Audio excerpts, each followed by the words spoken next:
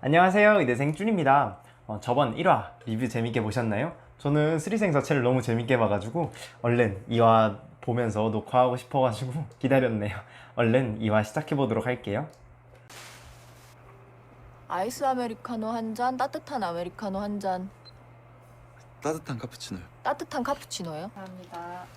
근데 어느 교수님 카드예요? 과장님은 아니죠? 이렇게 커피 먹으라고 카드 주시는 교수님들이 가끔 계세요. 아니? 이익준 교수님이요.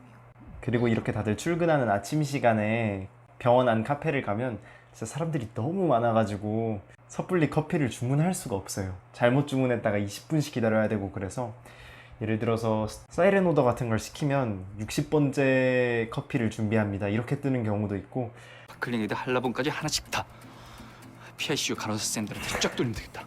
이렇게 간호사 쌤들한테 쫙 돌린다고 말씀을 하셨는데 진짜 이렇게 돌리시는 교수님들도 계시더라고요. 저 커피 사주시면서 막 8잔, 10잔씩 시키시길래 누구 주려고 하지? 생각했는데 무슨 검사실, 그때는 폐기능 검사실이었는데 폐기능 검사실에 계신 간호사 쌤들한테 이제 커피를 그렇게 돌리시더라고요. 사람이 무기력해지고 기운 없고 세상 일에 무관심해지고 그래. 프론탈럽 신드롬. 전두엽 증후군 오, 공부했죠. 잘했네. 아니, 프론탈럽 신드롬을 전두엽 증후군이라고 대답한다고 이렇게 칭찬받지 않아요.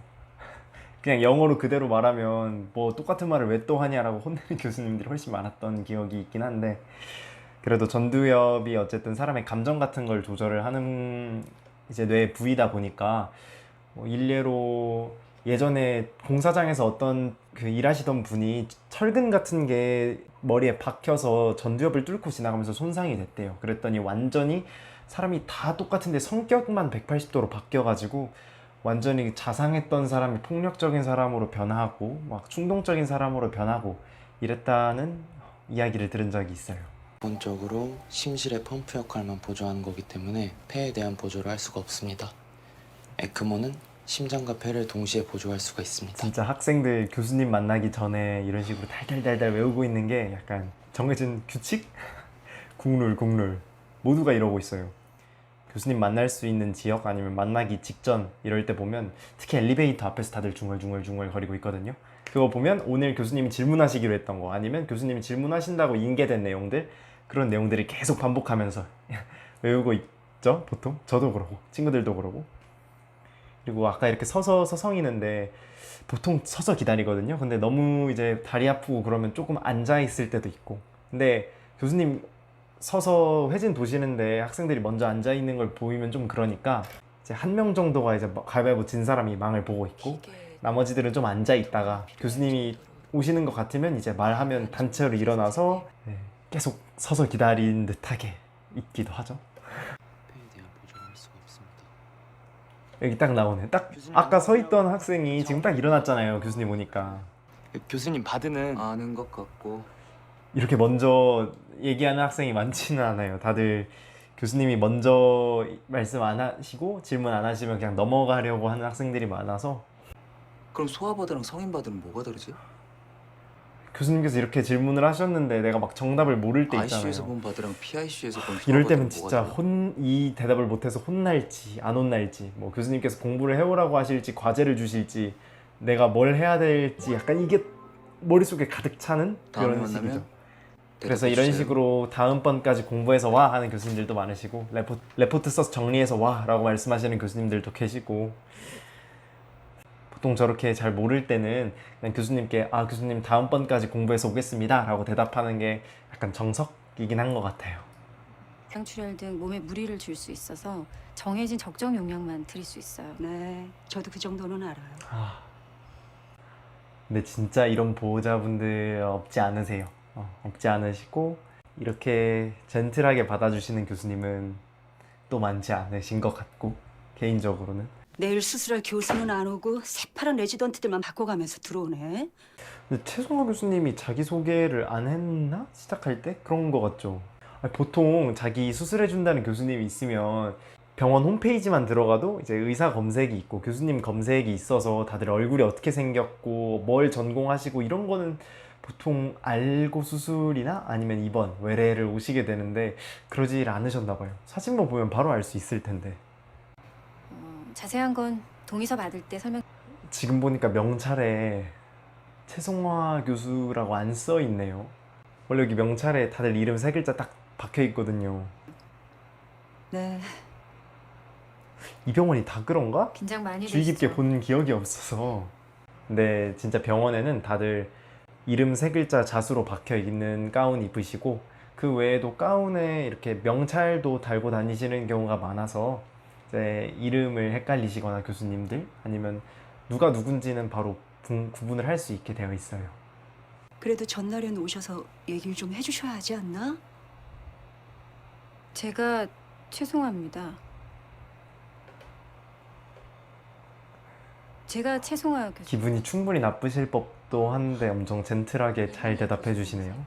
제가 실습을 돌면서도 의대생이라고 이제 조금 무시를 받을 때도 있고, 의사가 아니니까 그런 경우도 있단 말이죠. 예를 들어서 의대생들이 하는 것 중에 이제 예진이라는 게 있어요. 환자분들이 교수님한테 외래 진료를 보기 전에 처음 온 환자들 같은 경우에는 어떤 환자고 뭐 때문에 온 환자고 어떤 특이사항들이 있는지를 교수님이 하나하나 이제 여쭤보시려면 시간이 너무 많이 걸리니까, 외래 시간이 인턴쌤, 레지던트쌤 아니면 의대생들도 이제 기본적인 걸 물어보면서 차트에 정리하는 일이에요. 그래서 처음 보는 환자분이 들어오시면 뭐 때문에 오셨어요?부터 언제부터 아프셨어요? 아니면 뭐 알러지가 있으신지, 다른 수술을 과거에 받은 적이 있으신지 등을 이제 여쭤보면서 차트를 작성을 해가는 건데, 그런 거를 할 때 어떤 환자분들 중에는 중간에 저기 혹시 의대생이에요? 라고 물어보는 분들이 있어서 네, 의과대학 다니고 있습니다 라고 표현을 하면 이제 네, 약간 이런 식으로 반응하시는 분들도 없지 않으세요. 교수님 김수정 산부 애기 지금 익스터널 오스에서 발도 만져지고 코도 빠져서 응급수술 하셔야 될 것 같아요. 빨리 수술 준비해. 소아과 빨리 연락하. 애기가 빠져나왔나 보다. 죄송합니다. 응급수술이라 죄송합니다. 진짜 응급수술 잡히면 진짜 저렇게 뛰어가는 순간들이 있어요. 지금 제가 최근에 찍었던 산부인과 브이로그에서도 응급수술 잡혀서 밴드 정리하라고 빨리 뛰어오라고 연락을 받아서 뛰는 장면이 있기도 하고요. 그리고 지금처럼 수술방 아래에 보면 발로 차는 부분이 있죠. 그걸로도 문을 열 수 있는데, 방금처럼 손 닦고 이제 무균 상태를 유지하려면 손으로 뭐 만져서 문을 열게 되면 오염되잖아요. 그래서 그럴 일 없는 발로 그냥 콩 찍어서 이제 손 깨끗하게 유지할 수 있도록 되어 있어요. 교수님께서 지금 노랗게 거품이 나는, 저 노란물이 나는 요오드로 손을 닦으시는데, 교수님들 저거 안 쓰세요. 교수님들 저거 안 쓰시고, 저 노란색 요오드 같은 경우에는 의대생들이 많이 써요. 왜냐면 조금 애가 좀 거칠어서 막 피부에 잘 올라오기도 하고, 워낙 노래서 손에 물이 들기도 하고 번거롭기 때문에 저 노란 요오드 같은 경우는 거의 의대생들이 많이 쓰게 되고요. 이제 레지던트 정도 되고, 레지던트나 펠로우쌤들 되면 그때는 이제 투명색, 아마 헥시딘 썼던 것 같은데, 아무튼 투명색 소독액을 이용해서 손을 닦게 돼요. 그리고 그 이상 되거나 이제 교수님들 같은 경우에는 대부분 이제 아바가르드라고 해가지고 손소독제 같은 거를 이용해서 그냥 손소독제 찍 나오면 저희 닦잖아요. 그런 것처럼, 물론 이것도 무균적으로 닦는 방법이 있긴 한데, 그냥 손소독제 짜서 두세 번 계속 이렇게 바르는, 그러면 이제 뽀송뽀송하게 마르고, 이런 식으로 훨씬 간편하지만 또 확실한 그런 아바가르드를 사용하게 된답니다. 교수님들 저거 안 쓰세요? 치료 받으시면서 지켜보시면 될 것 같아요. 외래빵이랑 진짜 똑같이 생겼다. 다음 김정우 씨. 근데 뒤에 저렇게 서 있진 않아요, 사람들이. 레지던트 쌤, 간호사 쌤, 의대생이 실습 참관하러 들어왔을 때 전부 다 저렇게 뒤에서 서 있진 않고요. 간호사 쌤들 같은 경우에도 처방 같은 걸 내거나 확인하고 예약 날짜 바꾸고 이런 것 때문에 컴퓨터 앞에 앉아 계시는 경우가 많고요. 의대생들 같은 경우에도 뒤에서 이제 작은 의자 같은 걸 놓고 앉아서 보는 경우가 많지, 저렇게 뒤에서 서서 보는 경우는 거의 없답니다. 지난주에도 닷새를 5일을 술을 마셨습니다. 그것도 한 번 시작하면 새벽까지. 사람이 뭐 이럴 수 있습니까? 쓸데없는 소리 하고 있다. 조용히 안 하나?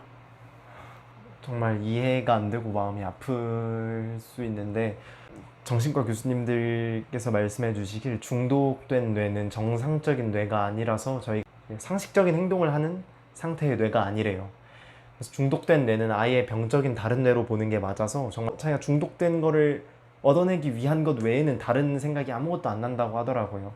그래서 예를 들어 이런 식으로 알코올 중독이 있다든지 뭐 니코틴에 중독이 되었다 싶은 경우에는 혼자 힘으로는 그냥 이겨내기 힘들고 주변의 도움을 받아야지 된다라고 말씀을 해주셨거든요.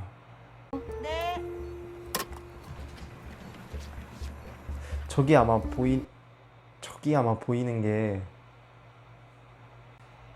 튜브는 아닌 것 같으니까 아마 테이프인 것 같은데, 이제 피가 저렇게 안에 고여있고 피가 많이 나잖아요. 그러면 이제 피가 없어야 수술 부위가 보이겠죠? 그래서 거즈로 피를 닦아내고 피가 많이 나는 부분은 그냥 거즈를 대서 다 빨아들이라고 넣어놓기도 하는데, 이렇게 물을 적셔놓은 거즈를 테이프라고 불러요. 근데 이런 거즈들, 테이프들은 한쪽 끝이 사진에 보이는 것처럼 파랗게 되어 있답니다. 이렇게 파란식으로 마크를 해두는 이유가, 물론 수술 전후에 들어간 거즈랑 빼낸 거즈의 개수를 세서 몸 안에 두고 나오는 거즈가 절대 없도록 하긴 하는데, 그래도 혹시 모를 상황을 대비해서 환자 몸속에 넣고 배를 닫게 되더라도 저 파란 부분이 엑스레이에 나오는 부분이라 엑스레이를 찍었을 때 이상한 선이 딱 하나가 보인다 하면 이 안에 거즈를 놓고 왔구나 라고 생각을 할 수 있게 되는 거죠. 그런 용도로 있는 게 저 파란색 선이 있는 거즈입니다. 상태가 생각보다 좋지 않아서 안타깝게도 수술장에서 NICU로 가지 못하고 잘 안 됐어요. 저도 산부인과 중에 이제 산과 실습을 딱 일주일 했는데 그동안 아기 태어나는 걸 한 10명 정도를 봤거든요. 그 중에서 딱 한 제왕절개 수술이 아기가 너무 주수가 어려서 엄마 뱃속에서 나왔는데 울음소리를 내지 못하는 거예요. 응애하고 울지를 못해. 근데 그 상황만 됐어도 너무 심장 두근대고 저 아기 괜찮겠지라는 생각으로 머리가 가득하던데, 아기를 끝까지 살리려고 하면서도 너무 마음 아플 것 같고, 생명을 다루는 과들은 아무래도 이런 중압감, 부담감 같은 걸 늘 달고 살 수밖에 없는 것 같아요. 진짜 리스펙합니다. 꽃이에요? 김수정 산모님이 교수님 드리라고 안에 편지도 있어요. 이거 윤복이 맞죠? 아니 우리 홍도 내비두고 윤복이 어디 갔냐 했더니 지금 산부인과 돌고 있었구나. 여기도 같이 서브 인턴 하고 있나 보다. 그죠? 어디가? VIP 병실? 너는? ICU. 넌 수술? 수술. 저렇게 밖으로 수술복이랑 저 수술용 캡 쓰고 못 나와요. 아니 안 나온다고 해야 되나? 수술방에 들어가기 전에는 수술방 탈의실이 있어요. 그래서 탈의실 안에서 수술복으로 갈아입고 그 다음에 수술장으로 들어가기 전에 이제 캡을 쓰고 나올 때 그 캡을 벗고 나오기 때문에 이렇게 밖에 아무리 곧 수술이 있다고 해도 이렇게 미리부터 캡 쓰고 다니진 않아요. 네, 이렇게 슬기로운 의사생활 2의 2화 리뷰가 끝이 났습니다. 저는 2화도 너무 재밌게 봐서 여러분들한테도 그 재미있게 본 듯한 감정이 조금이라도 느껴졌으면 좋겠네요. 다음에 더 재밌는 영상으로 찾아올게요. 안녕!